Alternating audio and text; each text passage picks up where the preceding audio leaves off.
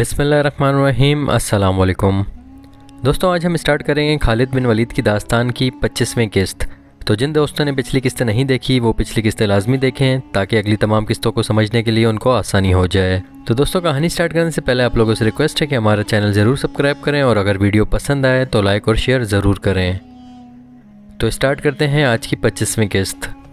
रसूलुल्लाह सल्लल्लाहु अलैहि वसल्लम की हयात मुक़द्दसा की अजीम घड़ी तो वो थी जब आप सल्लल्लाहु अलैहि वसल्लम ने काबा में रखे हुए बुतों की तरफ तवज्जो दी। बुतों की तादाद 360 थी। इनमें एक बुत हज़रत इब्राहीम अलैहिस्सलाम का भी था। इस बुत के हाथों में तीर थे। इन तीरों से बुत खाने के पेशवा फाल निकाला करते थे। हजूर सल्लल्लाहु अलैहि वसल्लम के हाथ में एक मोटी और मजबूत लाठी थी। आप सल्लल्लाहु अलैहि वसल्लम ने इस लाठी से बुत तोड़ने शुरू कर दिए। आप सल्लल्लाहु अलैहि वसल्लम अपने जद अमजद हज़रत इब्राहीम अलैहिस्सलाम की सुन्नत को ज़िंदा कर रहे थे। आप सल्लल्लाहु अलैहि वसल्लम बुत तोड़ते जाते और बुलंद आवाज़ से कहते जाते, हक़ आया बातिल चला गया। बेशक बातिल को चले जाना था। मौरख लिखते हैं कि ऐसा लगता था जैसे ये सदाएं हजूर सल्लल्लाहु अलैहि वसल्लम की लाठी की हर ज़रब से काबा की दीवारों से उठ रही हों। काबा से बुतों के टुकड़े उठाकर बाहर फेंक दिए गए और काबा आलम इस्लाम की इबादतगाह बन गया। इसके बाद आप सल्लल्लाहु अलैहि वसल्लम ने मक्का के इंतज़ामी अमूर की तरफ तवज्जो दी। कुरैश और दीगर कबाइल के लोग कबूल इस्लाम के लिए आते रहे। बुत सिर्फ काबा में ही नहीं थे बल्कि मक्का के गर्दोनवा की बस्तियों में जो मंदिर थे वहाँ भी बुत रखे हुए थे। सबसे अहम बुत अज़ा का था जो चंद मील दूर नखला के मंदिर में रखा गया था। रसूल अकरम सल्लल्लाहु अलैहि वसल्लम ने अज़ा का बुत तोड़ने का काम खालिद रज़ियल्लाहु तआला अन्हु के सुपुर्द किया। खालिद रज़ियल्लाहु तआला अन्हु ने अपने साथ 30 सवार लिए और इस मुहिम पर रवाना हो गए। दूसरे मंदिरों के बुत तोड़ने के लिए मुख्तलिफ सिपाही भेज दिए गए। अज़ा का बुत अकेला नहीं था। चूँकि ये देवी थी इसलिए इसके साथ छोटी देवियों के बुत भी थे। खालिद रज़ियल्लाहु तआला अन्हु वहाँ पहुँचे तो मंदिर का पंडित इसके सामने आ गया। इसने इल्तिजा की कि इनके बुत ना तोड़े जाएं। मुझे अज़ा का बुत दिखाओ। खालिद रज़ियल्लाहु तआला अन्हु ने नियाम से तलवार निकाल कर पंडित से पूछा। पंडित मौत के खौफ से मंदिर के एक बगली दरवाजे में दाखिल हो गया। खालिद रज़ियल्लाहु तआला अन्हु इसके पीछे गए। एक कमरे से गुजर कर अगले कमरे में गए तो वहाँ एक देवी का बहुत बड़ा बुत चबूतरे पर रखा हुआ था। पंडित ने बुत की तरफ इशारा किया और बुत के आगे फर्श पर लेट गया। मंदिर की दासियां भी आ गईं। खालिद रज़ियल्लाहु तआला अन्हु ने तलवार से इस बड़ी देवी का बुत तोड़ डाला और अपने सवारों से कहा कि बुत के टुकड़े बाहर बिखेर दें। पंडित धाड़े मार कर रो रहा था। खालिद रज़ियल्लाहु तआला अन्हु ने देवियों के बुत भी तोड़ डाले और गरज कर पंडित से कहा, क्या अब भी तुम इस देवी को मानते हो जो अपने आप को एक इंसान से नहीं बचा सकी? पंडित धाड़े मारता रहा। खालिद रज़ियल्लाहु तआला अन्हु फातिहाना अंदाज से अपने घोड़े पर सवार हुए और अपने सवारों को वापसी का हुक्म दिया।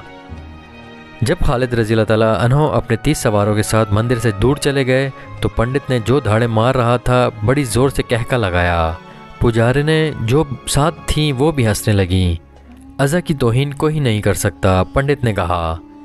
खालिद जो खुद अज़ा का पुजारी हुआ करता था बहुत खुश हो के गया है कि इसने अज़ा का बुत तोड़ डाला है। अज़ा ज़िंदा है, ज़िंदा रहेगी। या रसूलुल्लाह सल्लल्लाहु अलैहि वसल्लम, खालिद रज़ियल्लाहु तआला अन्हु ने हजूर सल्लल्लाहु अलैहि वसल्लम को इतला दी, मैं अज़ा का बुत तोड़ आया हूँ। कहाँ था ये बुत? हजूर सल्लल्लाहु अलैहि वसल्लम ने पूछा। खालिद रज़ियल्लाहु तआला अन्हु ने वो मंदिर और इसका वो कमरा बताया जहाँ उन्होंने वो बुत देखा और तोड़ा था। तुमने अज़ा का बुत नहीं तोड़ा खालिद। रसूल अकरम सल्लल्लाहु अलैहि वसल्लम ने कहा, वापस जाओ और असली बुत तोड़ कर आओ। मौरख लिखते हैं कि अज़ा के 2 बुत थे, एक असली जिसकी पूजा होती थी, दूसरा नकली था। ये गालिबन मुसलमानों को धोखा देने के लिए बनाया गया था। खालिद रज़ियल्लाहु तआला अन्हु का खून खोलने लगा। उन्होंने अपने सवारों को साथ लिया और नखला के मंदिर रवाना हो गए। मंदिर के पंडित ने दूर से घोड़सवारों को आते देखा तो इसने मंदिर के मुहाफिजों को बुलाया। वो फिर आ रहे हैं, पंडित ने कहा। इन्हें किसी ने बता दिया होगा कि असली बुत अभी मंदिर में मौजूद है। क्या तुम अज़ा की इज़्ज़त की हिफाजत करोगे? अगर करोगे तो अज़ा देवी तुम्हें माला माल कर देगी। कुछ सोच कर बात कर मुकद्दस पेशवा। एक मुहाफिज ने कहा, क्या हम 2-3 आदमी इतने ज़्यादा घोड़सवारों का मुकाबला कर सकते हैं? اگر ازا دیوی ہے تو یہ اپنے آپ کو ضرور بچا لے گی۔ ایک اور محافظ نے کہا۔ اس کے لہجے میں طنز تھی۔ کہنے لگا، دیوی دیوتا انسانوں کی حفاظت کیا کرتے ہیں، انسان دیوتاؤں کی حفاظت نہیں کیا کرتے۔ پھر ازا اپنی حفاظت خود کرے گی، پنڈت نے کہا۔ خالد رضی اللہ تعالیٰ عنہ کے گھوڑے قریب آ گئے تھے۔ محافظ مندر کی پجارنوں کو ساتھ لے کر بھاگ گئے۔ پنڈت کو یقین تھا کہ اس کی دیوی اپنے آپ کو مسلمانوں سے بچا لے گی۔ اس نے ایک تلوار لی اور اسے ازا کے گلے میں لٹکا دیا۔ پنڈت مندر کے پچھلے دروازے سے نکلا اور بھاگ گیا۔ خالد رضی اللہ تعالیٰ عنہ مندر میں آ پہنچے اور تمام کمروں میں ازا کا بت ڈھونڈنے لگے۔ انہیں ایک بڑا ہی خوشنما کمرہ نظر آیا۔ اس کے دروازے میں کھڑے ہو کر دیکھا ازا کا بت سامنے چبوترے پر رکھا تھا۔ اس کے گلے میں تلوار لٹک رہی تھی۔ یہ بت ویسا ہی تھا جیسا خالد رضی اللہ تعالیٰ عنہ پہلے توڑ کر گئے تھے۔ اس بت کے قدموں میں لوبان جل رہا تھا۔ کمرے کی سجاوٹ اور خوشبو سے پتہ چلتا تھا کہ یہ عبادت کا کمرہ ہے۔ خالد رضی اللہ تعالیٰ عنہ نے دہلیز سے آگے قدم رکھا تو ایک سانولے رنگ کی ایک جوان عورت جو بالکل برہنہ تھی خالد رضی اللہ تعالیٰ عنہ کے سامنے آ گئی۔ وہ رو رہی تھی اور فریادیں کر رہی تھی کہ بت کو نہ توڑا جائے۔ مورخ لکھتے ہیں کہ یہ عورت خالد رضی اللہ تعالیٰ عنہ کے ارادے کو توڑنے کے لیے کپڑے اتار کر آئی تھی، اور اس کے رونے کا مقصد خالد رضی اللہ تعالیٰ عنہ کے جذبات پر اثر ڈالنے کے سوا اور کیا ہو سکتا تھا۔ خالد رضی اللہ تعالیٰ عنہ آگے بڑھے تو اس عورت نے بازو پھیلا کر خالد رضی اللہ تعالیٰ عنہ کا راستہ روک لیا۔ خالد رضی اللہ تعالیٰ عنہ نے نیام سے تلوار نکالی اور اس عورت پر ایسا زوردار وار کیا کہ اس کا ننگا جسم 2 حصوں میں کٹ گیا۔ خالد رضی اللہ تعالیٰ عنہ غصے سے بھرے ہوئے بت کے پاس گئے اور اس کے کئی ٹکڑے کر دیے۔ طاقت اور خوشحالی کی دیوی اپنے آپ کو ایک انسان سے نہ بچا سکی۔ خالد رضی اللہ تعالیٰ عنہ مندر سے نکل کر گھوڑے پر سوار ہوئے اور ایڑ لگائی۔ ان کے سوار ان کے پیچھے جا رہے تھے۔ مکہ پہنچ کر خالد رضی اللہ تعالیٰ عنہ رسول اکرم صلی اللہ علیہ وسلم کے حضور پہنچے۔ یا رسول اللہ صلی اللہ علیہ وسلم، خالد رضی اللہ تعالیٰ عنہ نے کہا، میں ازا کا بت توڑ آیا ہوں۔ ہاں خالد، رسول اللہ صلی اللہ علیہ وسلم نے کہا، اب تم نے ازا کا اصلی بت توڑا ہے، اب اس خطے میں بت پرستی نہیں ہوگی۔ قریش کا مشہور اور جوشیلا سالار اکرمہ مکہ کے راستے میں خالد رضی اللہ تعالیٰ عنہ کے خلاف آخری معرکہ لڑ کر روپوش ہو گیا تھا۔ اس نے اور صفوان نے اپنے قبیلے کے سردار کی حکم عدولی کی تھی۔ اسے اپنا انجام بہت برا نظر آ رہا تھا۔ اسے یہ بھی معلوم تھا کہ رسول کریم صلی اللہ علیہ وسلم بھی اس کی یہ خطا نہیں بخشیں گے کہ اس نے اسلامی فوج کے ایک دستے پر حملہ کیا اور اس دستے کے 2 آدمی شہید کر دیے تھے۔ اکرمہ کی بیوی مکہ میں تھی۔ تاریخیوں میں واضح اشارہ ملتا ہے کہ رسول کریم صلی اللہ علیہ وسلم نے فتح مکہ کے بعد قریش کی 4 عورتوں اور 6 آدمیوں کے قتل کا حکم دیا تھا۔ انہوں نے مسلمانوں کو بہت زیادہ تکلیفیں پہنچائی تھیں اور مسلمانوں کے خلاف سازشیں تیار کی تھیں۔ انہیں مرتد کہا گیا تھا۔ ان میں ہند اور اکرمہ کے نام خاص طور پر قابل ذکر ہیں۔ ابو سفیان کی بیوی ہند ہر اس انسان کے خون کی پیاسی ہو جاتی تھی جو اسلام قبول کر لیتا تھا۔ اکرمہ کی بیوی مکہ میں تھی۔ فتح مکہ کے 2-3 روز بعد ایک آدمی اکرمہ کے گھر آیا۔ میں تمہارے لیے اجنبی ہوں بہن، اس شخص نے اکرمہ کی بیوی سے کہا۔ اکرمہ میرا دوست ہے، میں قبیلے بنو بکر کا آدمی ہوں۔ تمہیں معلوم ہوگا کہ اکرمہ اور صفوان نے مسلمانوں کا رستہ روکنے کی کوشش کی تھی، لیکن اس کے ساتھ بہت تھوڑے آدمی تھے۔ اس کا مقابلہ خالد سے تھا جو تجربہ کار جنگجو ہے، اور اس کے ساتھ آدمی بھی زیادہ تھے۔ میں جانتی ہوں، اکرمہ کی بیوی نے کہا، میں پہلے سن چکی ہوں میرے اجنبی بھائی، مجھے بتاؤ وہ کہاں ہے؟ وہ زندہ تو ہے؟ وہ مجھے بتا گیا تھا کہ یمن جا رہا ہے، اجنبی نے کہا۔ وہ کہہ گیا ہے کہ تجھے وہاں بلا لے گا۔ مجھے یہ بھی معلوم ہے کہ وہ کس کے پاس گیا ہے، تجھے یہی بتانے آیا تھا۔ وہ واپس نہیں آئے گا، اسے یہاں آنا بھی نہیں چاہیے، اکرمہ کی بیوی نے کہا۔ وہ آ گیا تو اسے قتل کر دیا جائے گا، تم تیار رہنا، اجنبی نے کہا۔ اس کا پیغام آئے گا تو میں تمہیں اس کے پاس پہنچا دوں گا۔ تم اس کے پاس پہنچ جاؤ گی تو وہ تمہیں اپنے ساتھ لے کر حبشہ کو چلا جائے گا۔ اجنبی اسے اپنی بستی کا اور اپنا نام بتا کر چلا گیا۔ 2 روز بعد اکرمہ کی بیوی بنو بکر کی بستی میں گئی اور اس آدمی سے ملی جس نے اسے اکرمہ کا پیغام دیا تھا۔ کیا تو اکرمہ کے پاس جانے کو آئی ہے؟ اکرمہ کے دوست نے پوچھا۔ میں اسے واپس لانے کے لیے جا رہی ہوں، اکرمہ کی بیوی نے کہا۔ کیا تو نہیں جانتی کہ وہ آیا تو اسے قتل کر دیا جائے گا؟ اسے قتل نہیں کیا جائے گا، اکرمہ کی بیوی نے کہا۔ میں نے اسلام قبول کر لیا ہے اور رسول اللہ صلی اللہ علیہ وسلم نے میری فریاد پر میرے شوہر کو معاف کر دیا ہے۔ کیا تو نے محمد صلی اللہ علیہ وسلم کو اللہ کا رسول مان لیا ہے؟ مان لیا ہے، محمد صلی اللہ علیہ وسلم نے تمہارے ساتھ سودا کیا ہوگا، اکرمہ کے دوست نے کہا۔ اس نے تمہارے آگے یہ شرط رکھی ہوگی کہ تم اور اکرمہ اسلام قبول کر لو؟ نہیں، اکرمہ کی بیوی نے کہا۔ محمد صلی اللہ علیہ وسلم نے جو اللہ کے بھیجے ہوئے رسول صلی اللہ علیہ وسلم ہیں میرے ساتھ ایسا کوئی سودا نہیں کیا، اور محمد صلی اللہ علیہ وسلم ان میں سے نہیں جو سودا کر کے اپنی بات منوایا کرتے ہیں۔ میں وہاں اپنے شوہر کی جان بخشی کی فریاد لے کر گئی تھی۔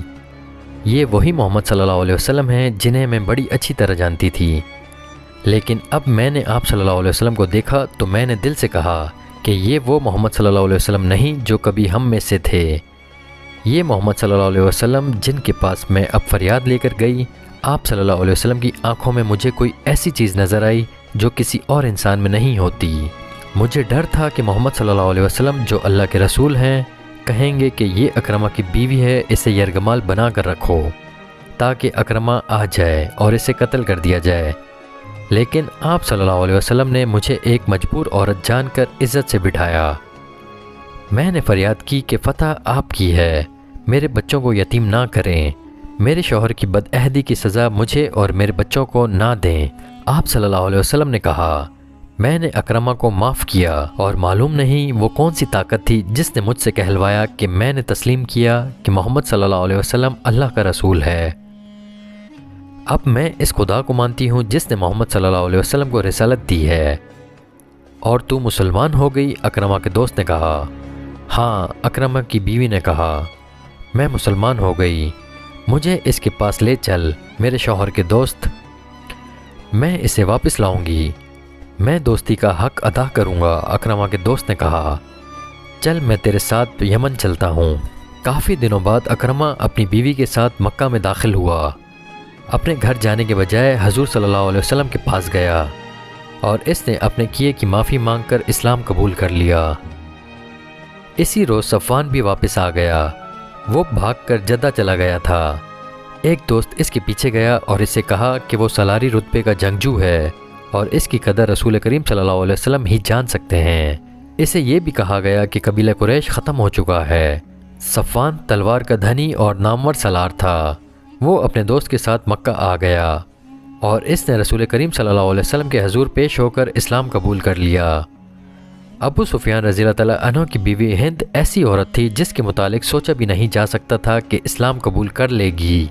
رسول کریم صلی اللہ علیہ وسلم نے اس کے قتل کا حکم دے رکھا تھا اور وہ روپوش تھی۔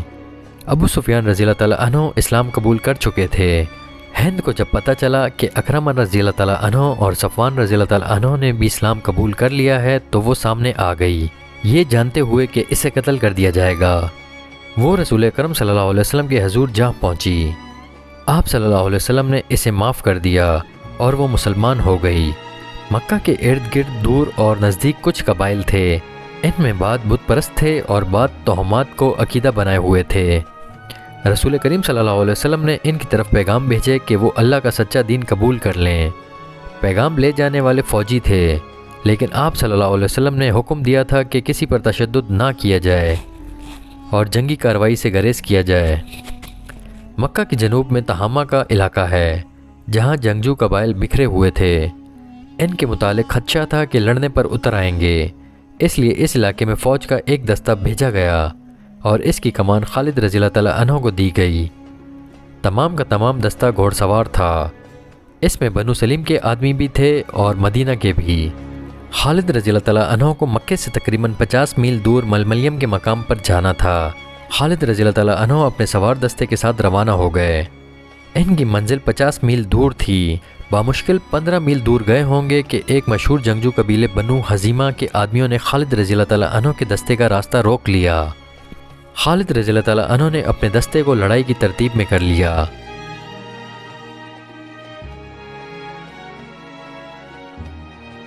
بنو جزیمہ باقاعدہ لڑائی کے لیے نکل آئے۔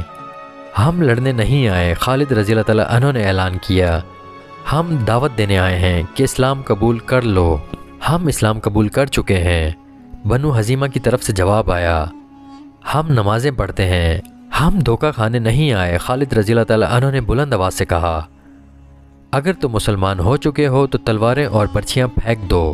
خبردار بنو حزیمہ کی طرف سے کسی نے للکار کر کہا، اسے میں جانتا ہوں، یہ مکہ کے الولید کا بیٹا خالد ہے، اس پر اعتبار نہ کرنا، ہتھیار ڈال دو گے تو یہ ہم سب کو قتل کرا دے گا، ہتھیار نہ ڈالنا۔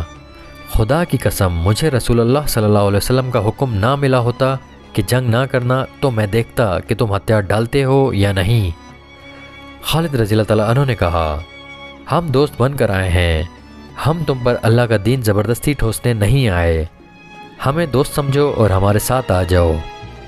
اہل قریش کی کیا خبر ہے؟ بنو جزیمہ کی طرف سے آواز آئی۔ مکہ چل کر دیکھو، خالد رضی اللہ تعالیٰ عنہ نے کہا، ابو سفیان، اکرمہ اور صفوان اسلام قبول کر چکے ہیں۔ بنو جزیمہ نے ہتھیار ڈال دیے۔ خالد رضی اللہ تعالیٰ عنہ گھوڑے سے اتر کر آگے بڑھے اور بنو جزیمہ کے سردار سے گلے ملے۔ پورے قبیلے نے اسلام قبول کر لیا۔ مسلمانوں کو مکہ ایک مرکز کی حیثیت سے مل گیا۔ یہ سورج کی مانند تھا جس کی کرنیں دور دور تک پھیلنے لگیں، لیکن اسلام کی دشمن قوتیں یکجا ہو رہی تھیں۔ طائف ایک مقام ہے جو مکہ معظمہ سے چند میل دور ہے۔ جنوری 230 عیسوی شوال 8 ہجری کی ایک رات وہاں جشن کا سما تھا۔ فضا شراب کی بو سے بھوجل اور رات مخمور تھی۔ رقص کے لیے طائف کے ارد گرد کے علاقے کی چنی ہوئی ناچنے والیاں آئی ہوئی تھیں۔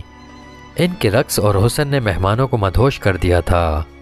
مہمان مکہ کے شمال مشرقی علاقے کے مشہور جنگجو قبیلے حوازن کے سرکردہ افراد تھے۔ ان کے میزبان طائف اور گرد و نواح میں پھیلے ہوئے قبیلہ ثقیف کے سردار تھے، جنہوں نے اپنے مہمانوں پر اپنی عمارات اور فیاضی اور کشادہ ظرفی کا رعب جمانے کے لیے اتنی شاہانہ ضیافت اور اتنے شاندار جشن کا اہتمام کیا تھا۔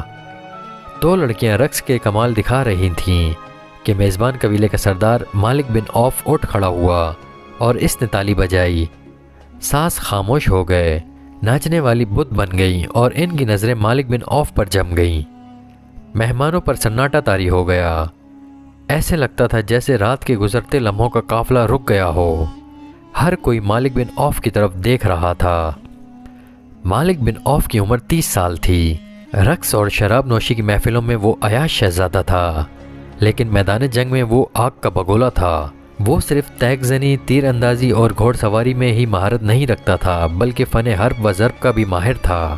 انہی اوصاف کی بدولت وہ قبیلے کا سالار تھا۔ جنگ کے معاملے میں وہ انتہا پسند تھا، یوں لگتا تھا جیسے ٹھنڈے دل سے سوچنا اسے آتا ہی نہیں۔ اس کی جنگی چالیں اس کے دشمن کے لیے بڑی خطرناک ہوتی تھیں۔ قبیلہ قریش میں جو حیثیت کبھی خالد رضی اللہ تعالیٰ عنہ کو حاصل تھی، ویسا ہی دبدبہ مالک بن عوف کا اپنے قبیلے پر تھا۔ ہم نے بہت کھا لیا ہے، مالک بن عوف نے رقص رکوا کر میزبانوں اور مہمانوں سے خطاب کیا۔ ہم شراب کے مٹکے خالی کر چکے ہیں، ہم تھرکتی ہوئی جوانیوں سے لطف اندوز ہو چکے ہیں۔ کیا ہمارے مہمانوں نے یہ نہیں سوچا کہ اس ضیافت اور جشن کی تقریب کیا ہے؟ میں نے تمہیں کوئی خوشی منانے کے لیے اکٹھا نہیں کیا۔ اے اہل حوازن، میں نے تمہاری غیرت کو جگانے کے لیے تمہیں اپنے ہاں بلایا ہے۔ حوازن کی غیرت سوئی کب تھی؟ مالک بن عوف قبیلہ حوازن کے ایک سردار نے کہا، بتا ہماری غیرت کو کس نے للکارا ہے؟ مسلمانوں نے، مالک بن عوف نے کہا۔